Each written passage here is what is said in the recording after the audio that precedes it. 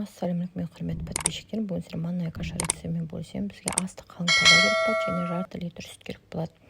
Және де 6 ас қасық манная каша саламыз, және үздіксіз араластырамыз. Лопатканың көмегімен немесе де қасықтың көмегімен үздіксіз 10 минуттай араластырамыз. Дәміне қарай секер саламыз, яғни қантымызды.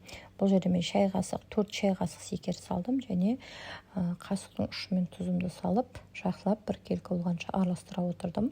Бұл жерде газымызды, яғни отымызды жай отта қоямыз да, бір келкі қоюланғанша үздіксіз араластыра отырамыз. Сол кезде арасында ешқандай түйіршік, яғни комочек дейді ғой, сол пайда болмайды.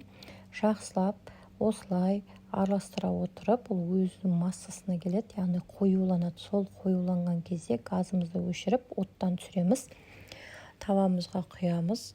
Бұл манная каша жалпы балалық шақтың дәмі десек те болады. Оны әрбір бала сүйсініп те жейді. Міне қараңыздар, осындай болып қоюлана бастады.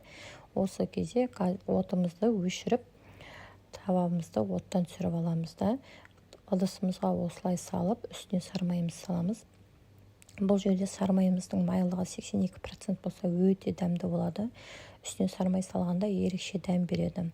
Міне қарасаңыздар, ішінде ешқандай түйіршік жоқ, сұйық, өте дәмді.